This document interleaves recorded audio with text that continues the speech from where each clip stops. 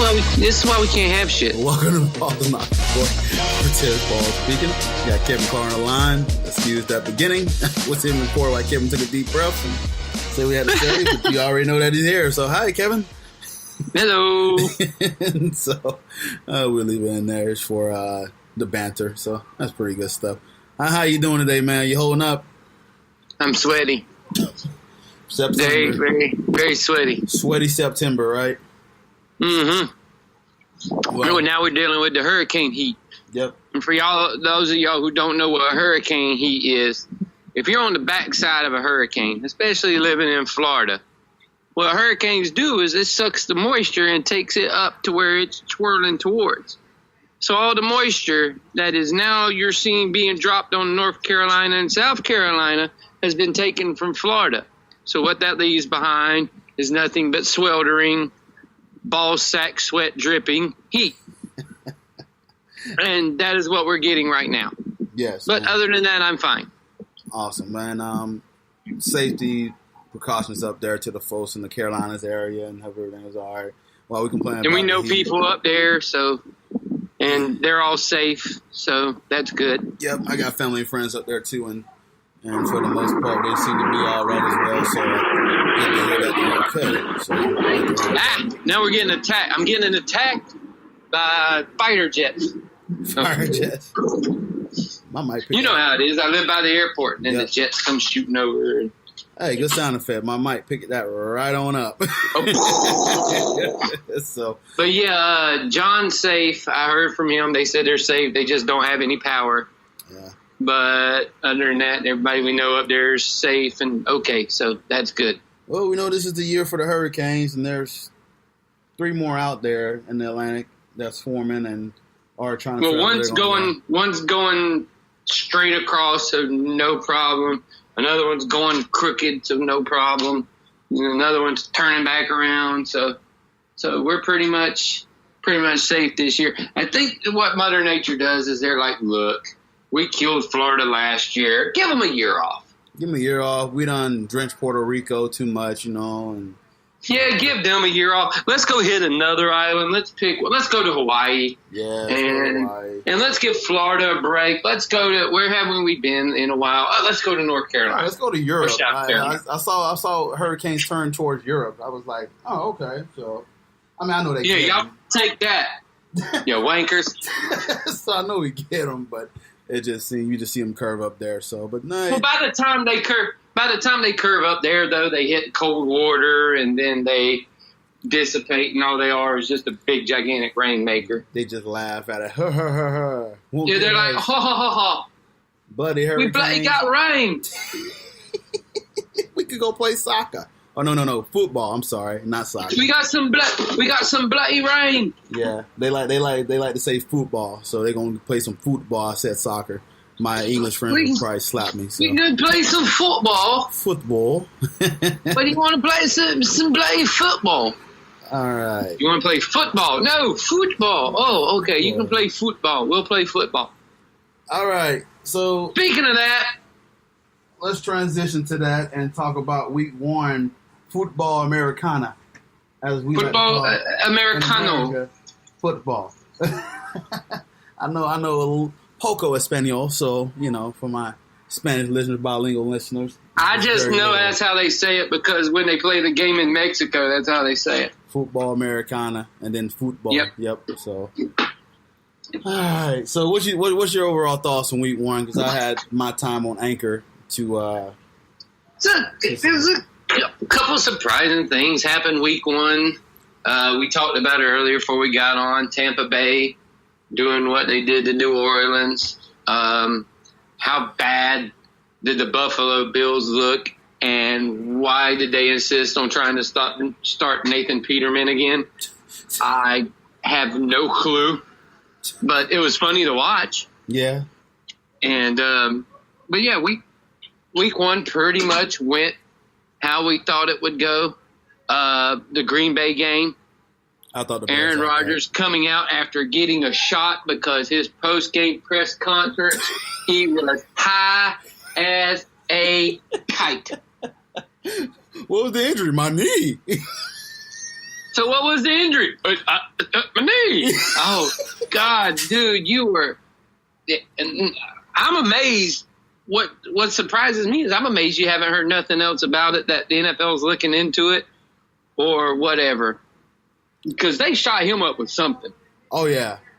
Because you ain't coming out and you have that glazed look over in your eyeballs. And you could tell he was on some happy juice.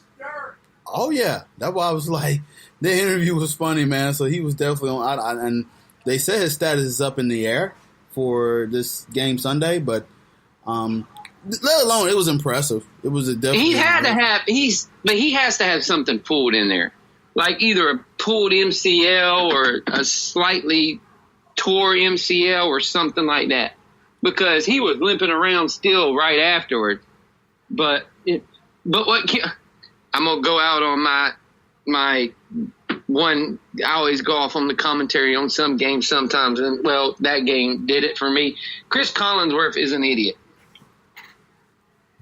Chris Collinsworth goes, he's not putting no pressure at all on that leg. Dude, every single time he stepped for a throw, he was stepping on that leg. I was like, come on, Chris, you idiot. Just because he ain't running don't mean he ain't putting pressure on the leg. Yeah, I like that.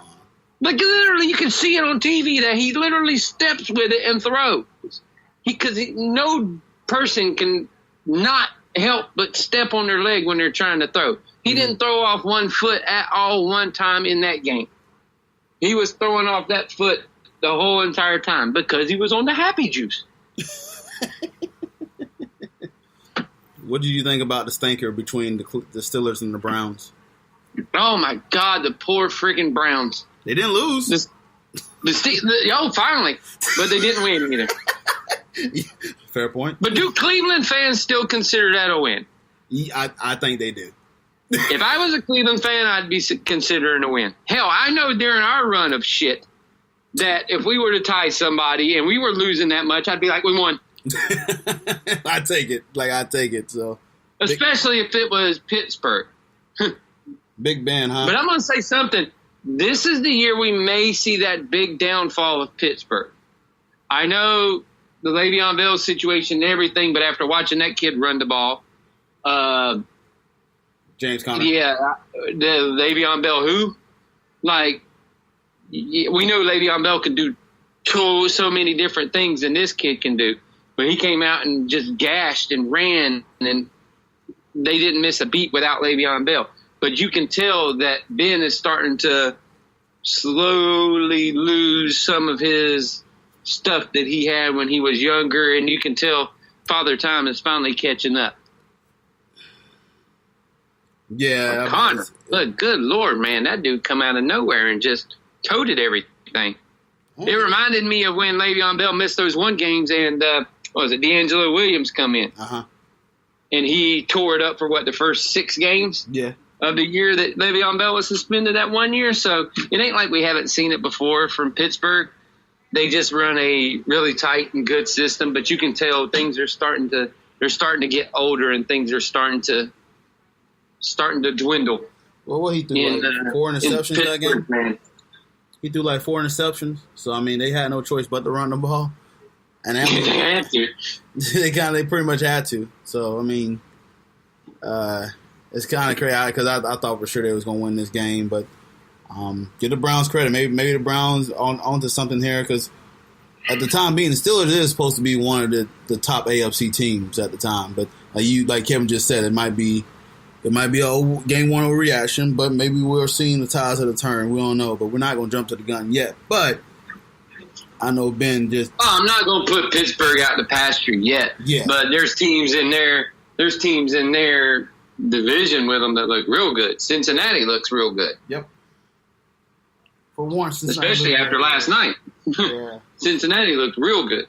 Yeah. So. And then the Raiders and the Rams. Raiders, John Gruden is back in town. John. Poor John. Dude, you cannot at your press conference go, well, we need to find some type of pass rush after you just traded arguably the best pass rusher in the league. cannot say something that stupid. Yeah, I heard he said it, and I was like, what? I was like, you just said you had pass rush, but you traded away the guy that oh, you're an idiot. Oh. Right. He's starting literally to turn into the owner of the Raiders. Haircut, looks-wise, even thinking now. I think he's starting to really turn into the owner of the Oakland Raiders. Yep, I tell you, man. Yeah, that game was bizarre. Now I don't know. I had a lot of faith in Carr, but now I'm just kind of like worried about him now, his development going down the road. Well, Derek was that one-hit wonder, I think. He had that one year where he come out and looked great, and then he got hurt.